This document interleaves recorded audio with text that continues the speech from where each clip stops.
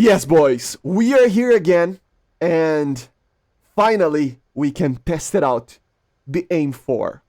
Well, we cannot test it out the AIM-4F for now, which is the Raider one, but Gaijin just made it available for us to actually test it out, the AIM-4G. So, like I said, we cannot still test the F, but you can imagine that it will be pretty much the same missile. So we're gonna test it out, the missile over here, doing some... Oh, it lost the lock.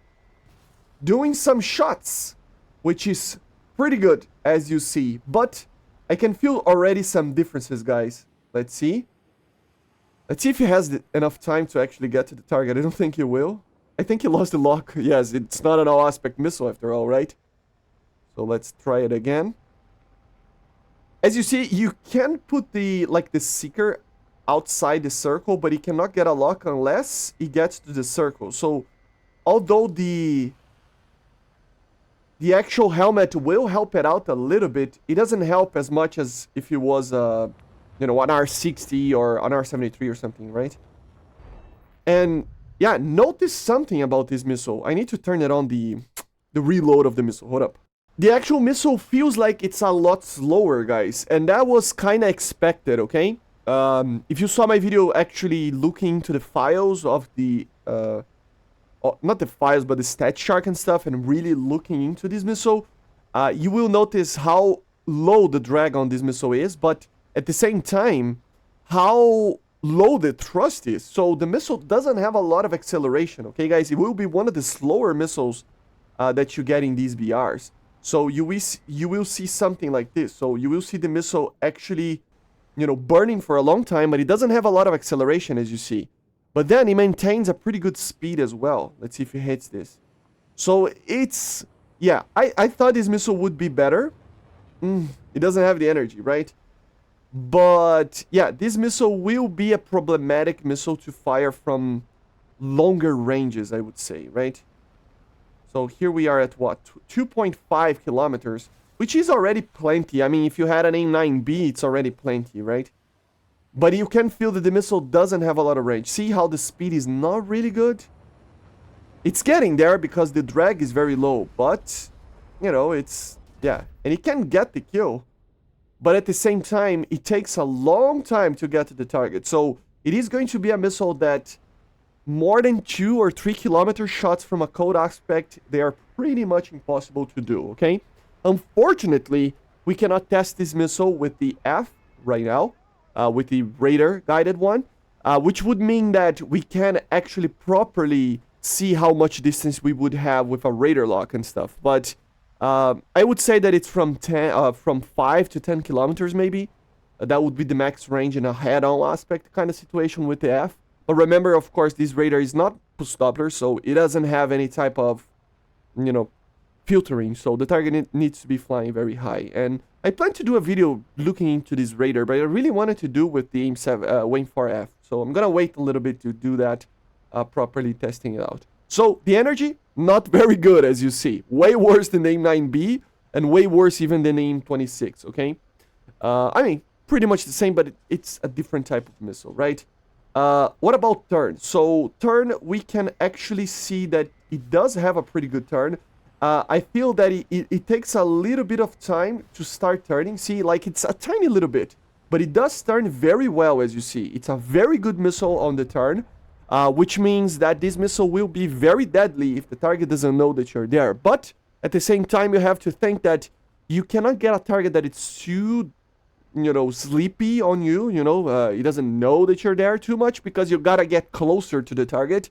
And remember, the window of this missile being fired is very narrow on the terms of being able to properly get a lock. Why is that? Because it is not an all-aspect missile. So the window will be kind of a very narrow rear aspect shot, together with, of course, kind of a narrow window for range as well. So it's a missile that it's, what we expected. A very old missile, but still very cool, I gotta say. So we're gonna wait for the reload over here. And I cannot even test, like, properly high angles because the seeker itself, the gimbal limit of it is very narrow, right? So here we go.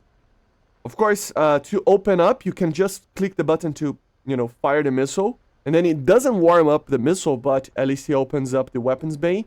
I like to have a button to open the weapons bay and close it. Especially in this aircraft, guys. Remember, if you have the weapons bay open, you cannot fire a missile, okay? So, yeah, let's try to see a turn. It does turn very well for a missile from this era, okay? It really does. But it's nothing like...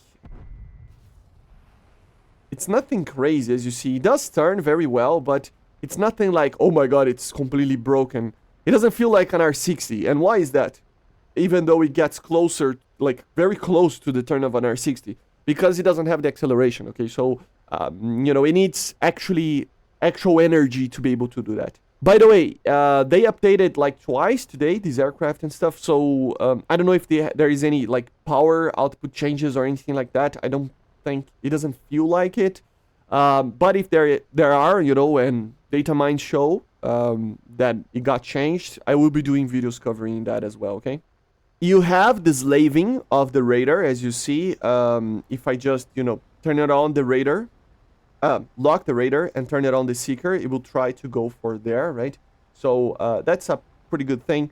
Unfortunately, we cannot test it out here with targets that are using afterburners. Hopefully, in the future, they add more targets for us to actually test it out, because an afterburner, for example, and in these BRs, we will see a lot of them, can have a lot of situations where you can get a semi-aspect shot, right? Like a kind of side aspect or something. As you see, if you are fast enough, man, a 3-kilometer shot, something like that, in a target that it's not moving, it's kind of doable. I mean, not really, right? But you get the point, right? Oh, what is that? What happened there? That was weird. And the missile self-exploded. Let's see a very short-range shot like this. It's trying. No, he overpassed the target.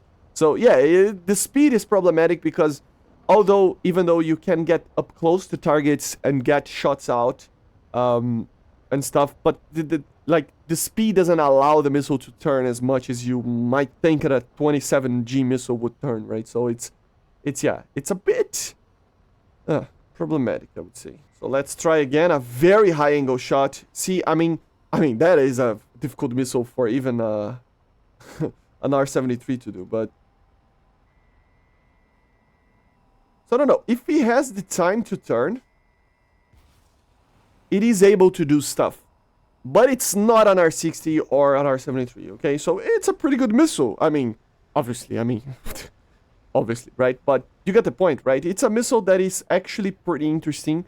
Low range, so 2 to 3 kilometers max when you are in the cold aspect. If the target is running away at like 700 kilometers per hour, it doesn't have a lot of energy. It takes its time accelerating, but it does have a lot of turn. So use well these missiles. I think we're going to have to wait and test it out how it will actually work against chaff and flares, the AIM-4F and G, right? But to be honest, it is a pretty good missile. It turns very quickly. That's good. It doesn't have the energy to turn it 27Gs early, but it does have a pretty good, short range kind of initial turn of the AIM-4G, right? Which is a problem with the AIM-4, with the Falco, right? The AIM-26B of the Mirage 3S. So pretty interesting, right? So this is it, guys. A little bit of the AIM-4G for you guys. Unfortunately, like I said, I cannot test the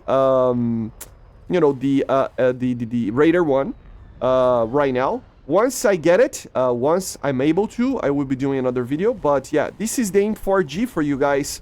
So I hope you enjoyed. Make sure to subscribe, leave a like, leave a comment. And yeah, thank you all the patrons and members, and bye.